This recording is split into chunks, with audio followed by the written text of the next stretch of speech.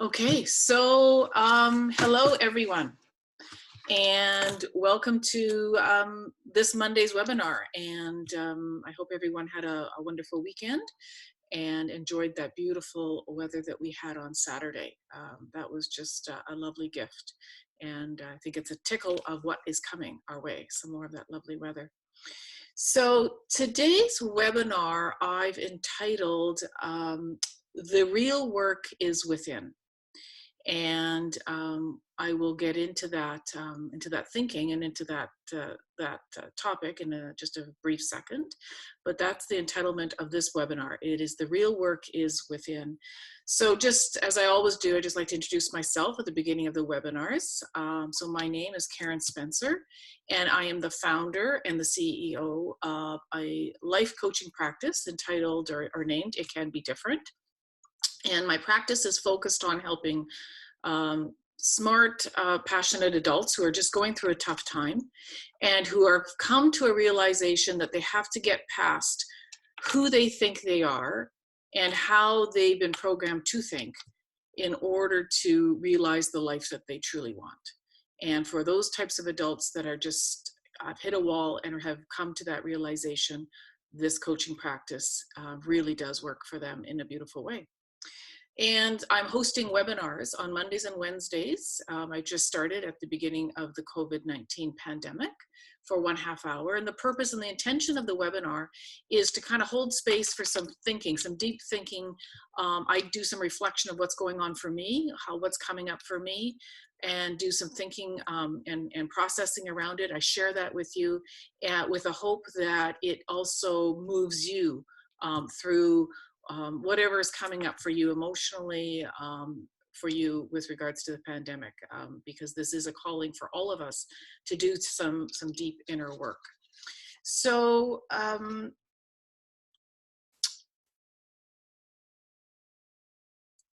as you know, last week or just a little over a week ago, and it was in my email that goes out on Monday mornings, I did lose a dear friend to breast cancer.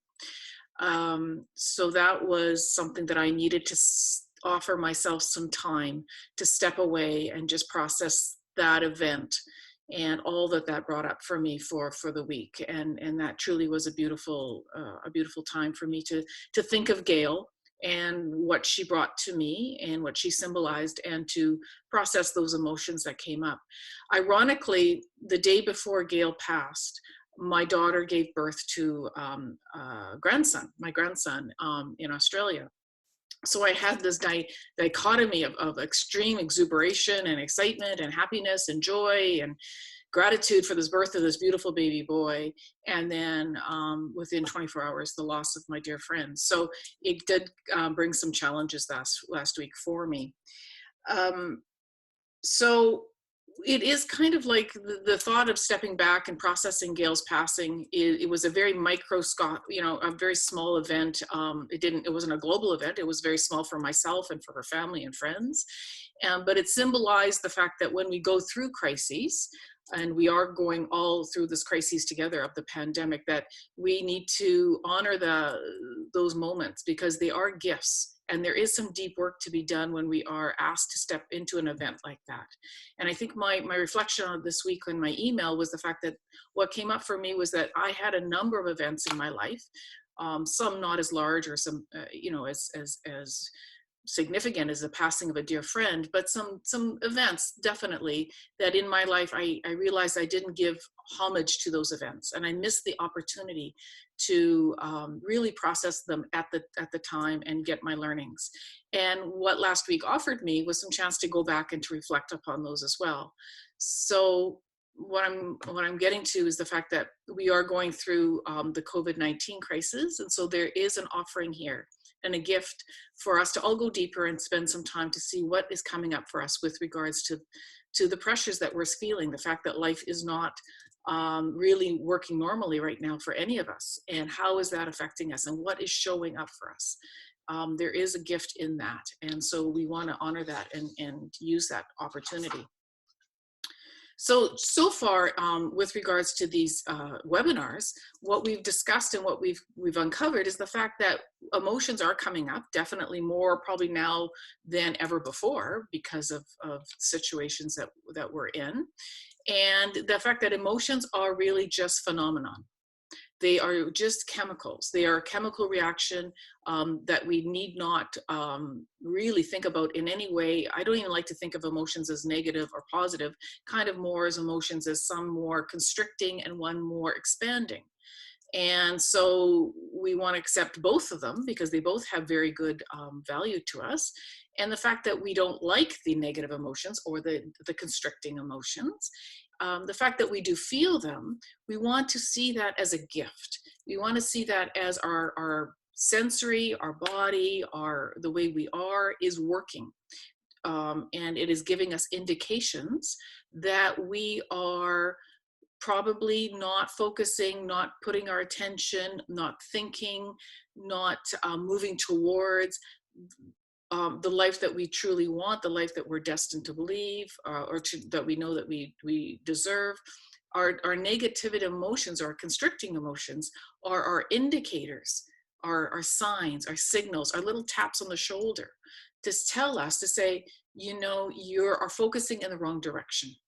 And what I'm going to talk about today is that sometimes that focus is when we throw it outside of ourselves and we focus on what is going on in the world or outside of ourselves, and maybe with other people or with our work. We put too much of our attention in the sense of too much our focus and give too much of our power to those events and those people outside of ourselves in order for us to feel better. And we feel that we need to have things working outside of us before we can feel better and have a better life.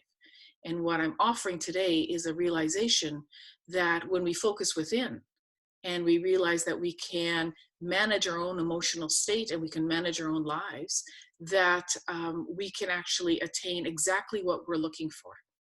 And the focus just needs to come within. So I invite you to become conscious of how you think and to become aware that the same thoughts lead to the same behaviors, which will lead to the same emotions and which will keep you stuck over time. So just that beautiful awareness that if we become aware of how we think and what we think and the fact that it's leading us to the same outcome over and over and over again, that all we have to do is go back and change how we are processing and how we're thinking. And that will lead to better emotional states, and that'll lead to better behaviors and a better way of life. So we did focus a lot last week, or excuse me, 2 weeks ago, with regards to how we need to kind of surrender. And one of our best ways to get out of our head and out of our obsession with outside events and outside our obsession with being worried about feeling any kind of negativity is that we need to surrender. And we need to surrender to our emotional state. And how we did that is we did some very deep breathing. We realized that when we take our attention and we take it away from external events and we bring it internal, and we just allow ourselves to just even focus on something as simple and as beautiful as our breath, that we can then just let go. And when we just let go, we can just realize that all is well if we just bring our attention right back to our centeredness and our current moment. So we did that, and we practiced some surrendering, and I'm hoping that all of you are allowing yourselves some deep breaths and some moments of just putting our attention on that.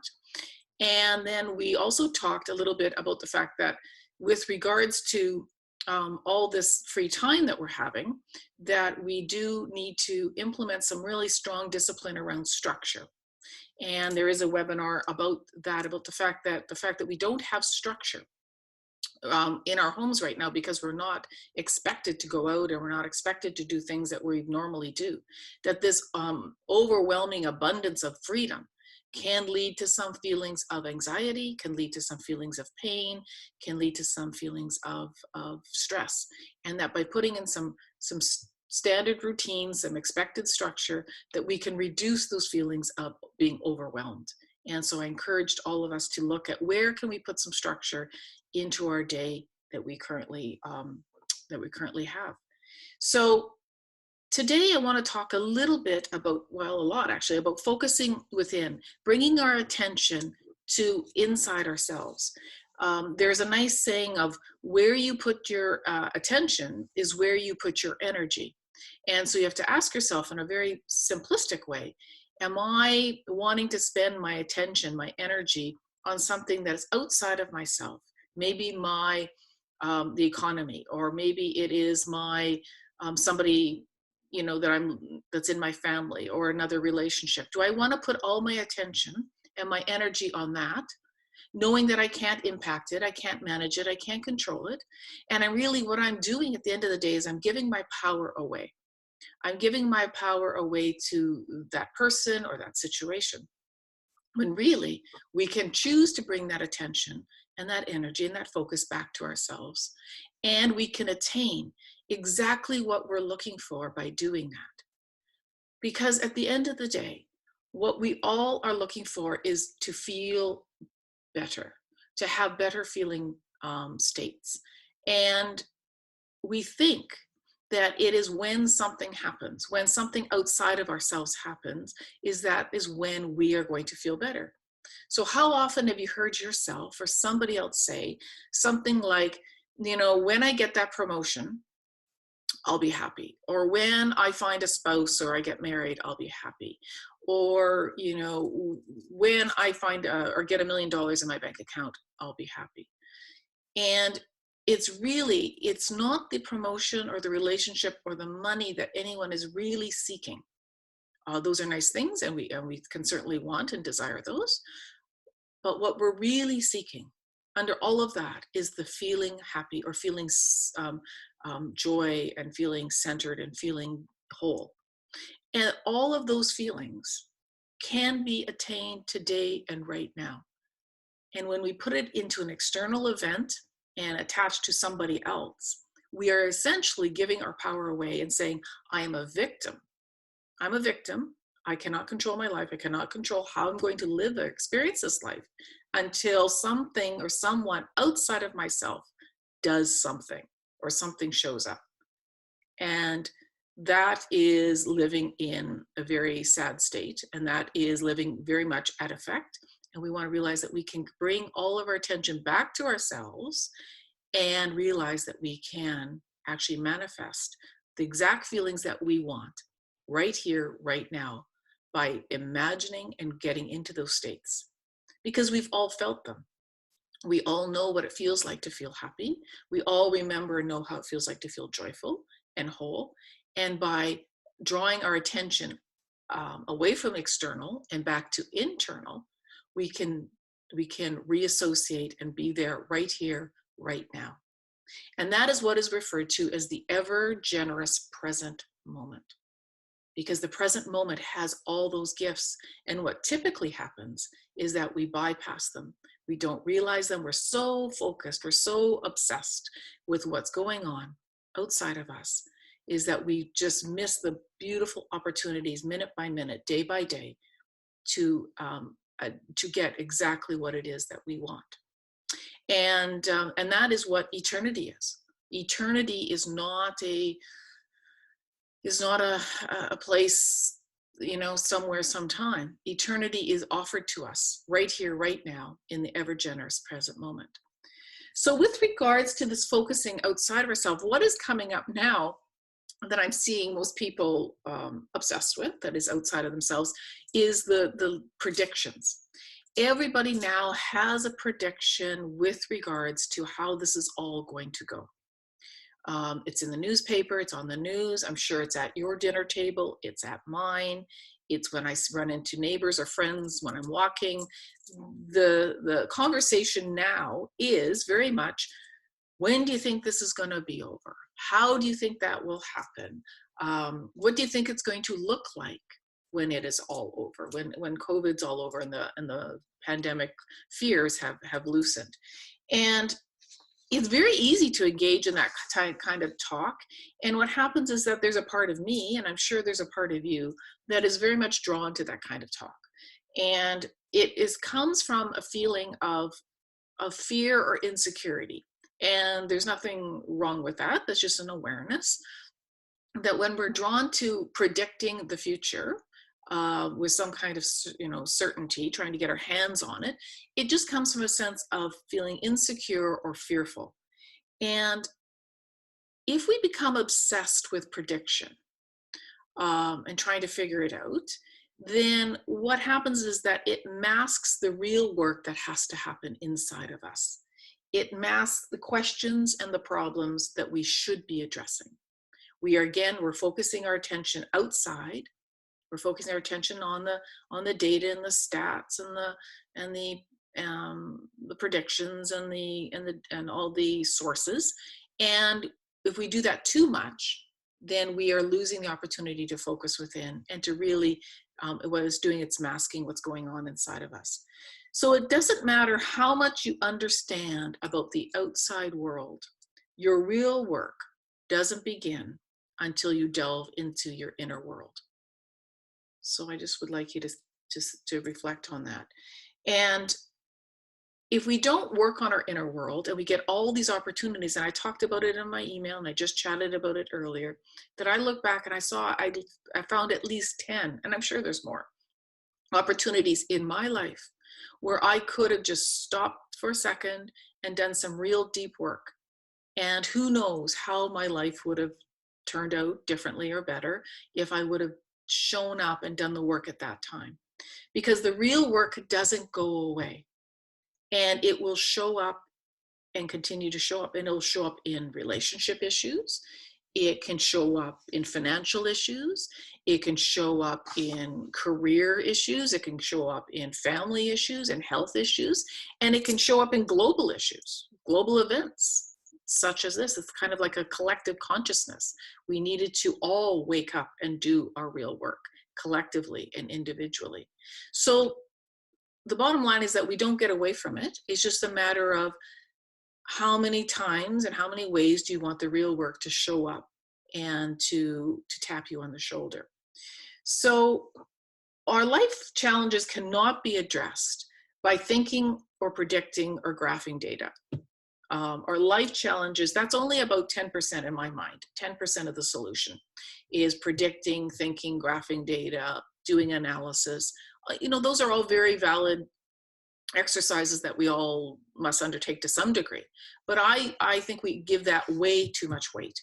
And the real work, the 90% of the work is our inner work and what's going on for us inside. And what is the lesson? What is what I like to call the core wound? What is that we came to this earth to process and to move past, that is continuously showing up at all the little events in our lives?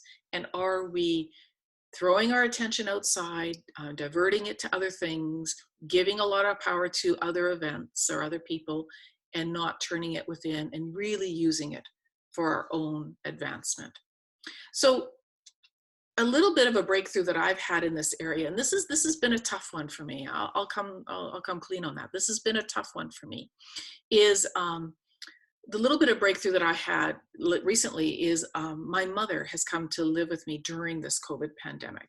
And for those of you who know a little bit of my backstory, and I'll share just a very briefly that my mother has been my most difficult relationship in my life so far, bar none. And that is the gift that my mother is, as we all know. The relationships that give us the most aggravation, or the situations that give us the most aggravation, are the biggest gifts for us. And so she's come here, she's been here for about 5 weeks now. And typically I would give a lot of the energy and work and worry and attention on what my mother is going to say next. What is she going to do next? Because it had a lot of impact on me, or I gave it a lot of power. And so I would always be trying to be ahead of that dance. And so that I could outsmart it, let's say, or I could outmaneuver it.